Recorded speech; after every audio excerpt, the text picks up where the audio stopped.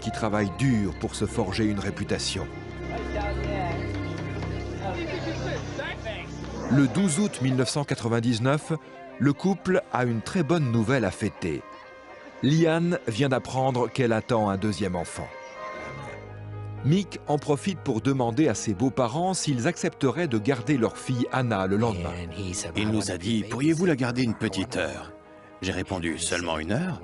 Et il a ajouté, oui, nous aimerions aller au stand de tir. Mick est persuadé qu'il faut une arme dans la maison pour se défendre en cas de nécessité, et il veut s'assurer que Liane sache s'en servir. Après leur passage au stand de tir, ils décident de repasser par chez eux pour s'octroyer un peu de temps tous les deux avant de récupérer leur fille. Peu de temps après être rentré chez eux, Mick appelle la police. Il est complètement paniqué. La police retrouve Liane étendue sur le sol de la chambre, dénudée jusqu'à la taille. La balle a traversé son oreille droite. Mick déclare à la police que sa femme et lui étaient assis sur le lit et qu'il rechargeait le revolver de calibre 45 qu'il venait d'utiliser au stand de tir. Il a eu du mal avec le chargeur, alors il a demandé à Liane de l'aider.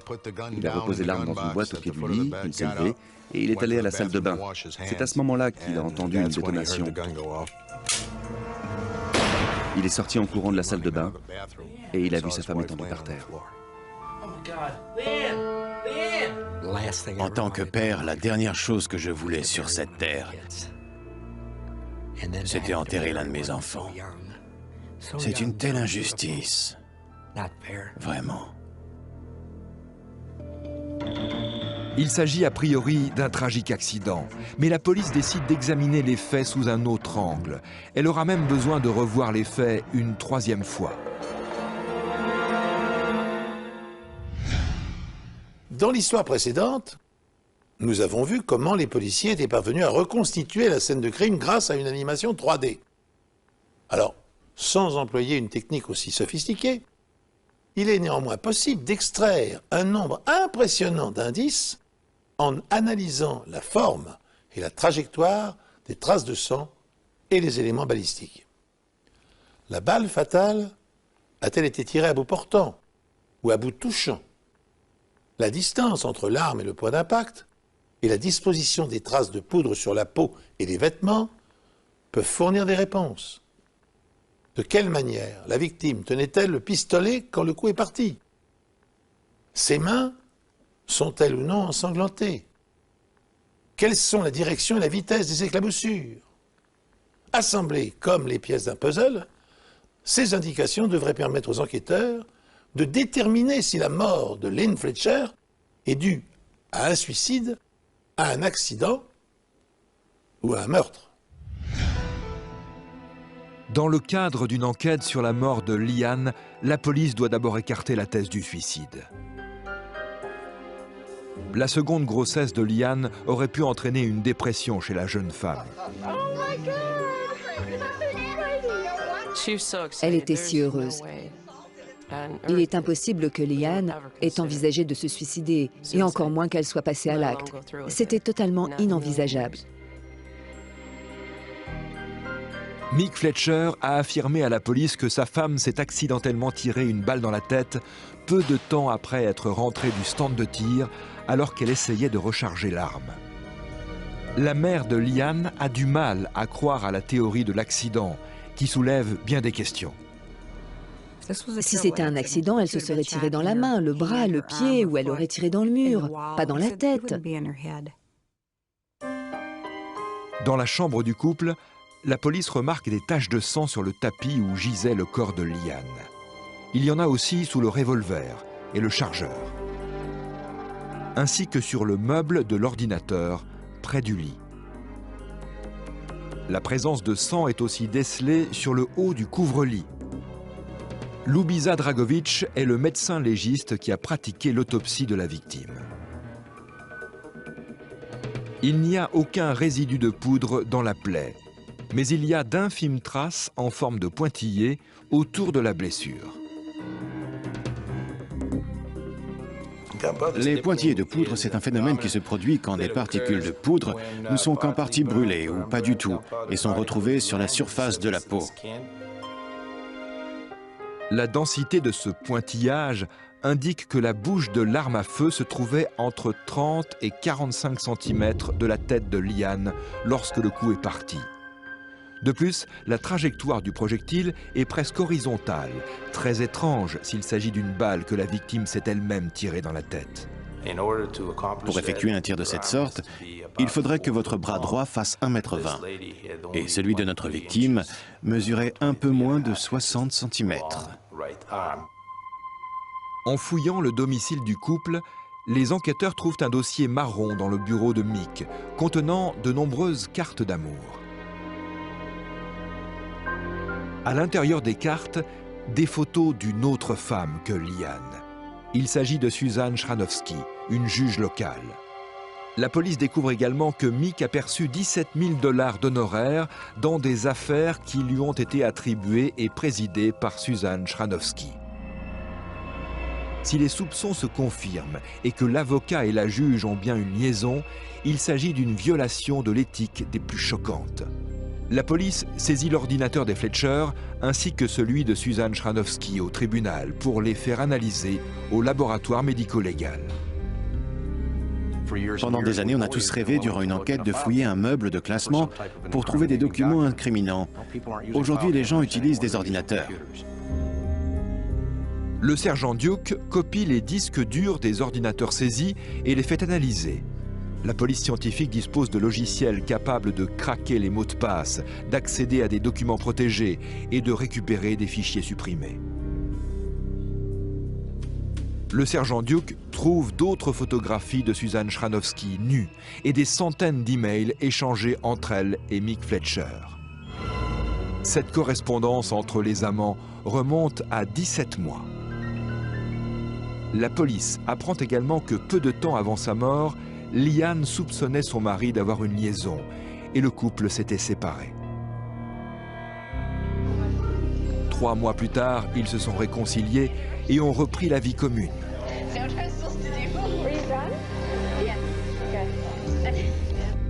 Désormais, les enquêteurs sont convaincus que la mort de la jeune femme n'est pas un tragique accident et soupçonnent son mari, Mick Fletcher, et la juge d'être impliqués dans ce drame.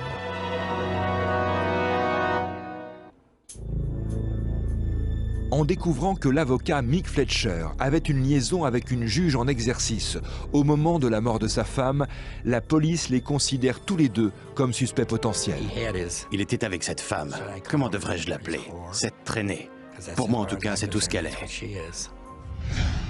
En perquisitionnant au domicile de Michael Fletcher, les policiers découvrent des éléments qui donnent un tour entièrement nouveau à leur enquête. Dès lors, la thèse du suicide ou de l'accident est abandonnée. Jane Fletcher a de toute évidence été assassinée. Sachant que son mari entretenait une liaison amoureuse passionnelle avec une autre femme, il apparaît alors comme le principal suspect. Mais les choses se corsent encore quand la police apprend que sa maîtresse est une juge et qu'elle lui a donné à plaider des affaires juteuses. Les amants se sont-ils associés pour ourdir un complot?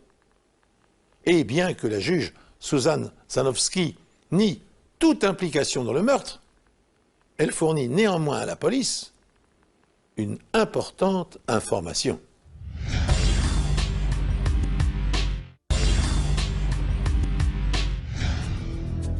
J'ai alors demandé à madame le juge à quand remontait leur dernier rapport sexuel.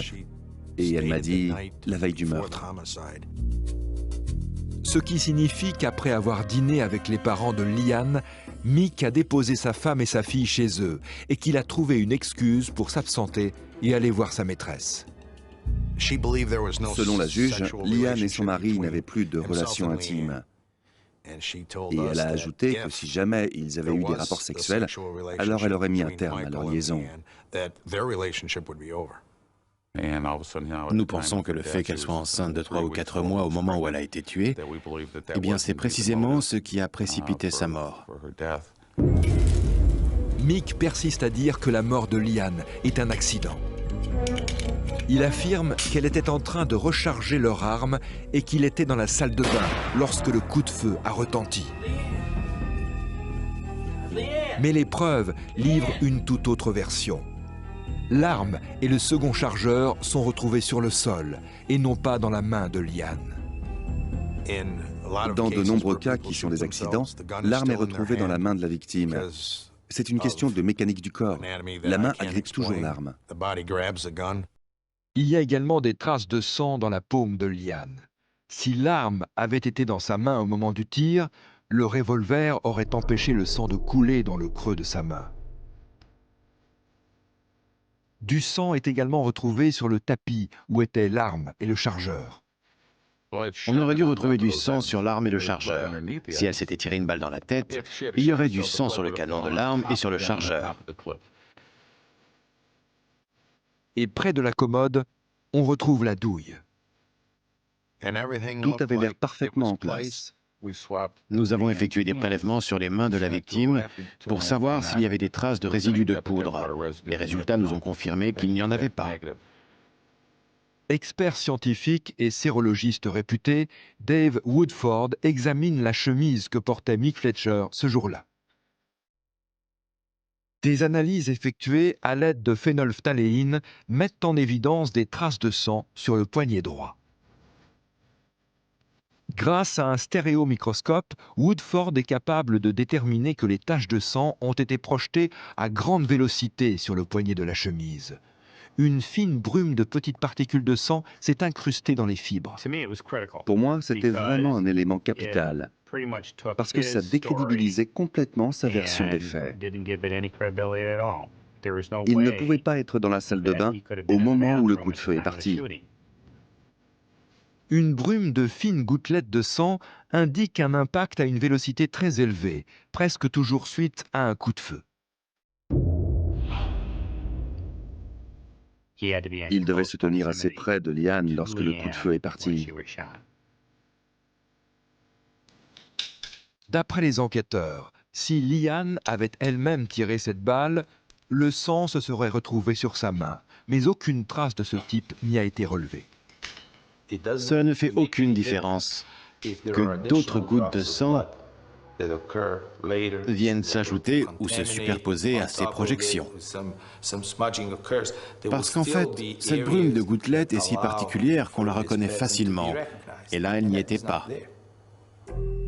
Pour découvrir à quel endroit de la chambre Liane se trouvait au moment du coup de feu, les experts examinent l'angle de projection du sang sur le meuble de l'ordinateur près du corps de la victime. Des fils reliés à l'emplacement des gouttes de sang permettent de révéler la position de la tête de Liane quand le coup de feu a retenti. Si par exemple on a calculé un angle de 52 degrés, ce qu'on fait, c'est qu'on fait partir un fil de la tache de sang et on le positionne à un angle de 52 degrés. Et on répète l'opération avec chaque goutte de sang. L'intersection des fils correspond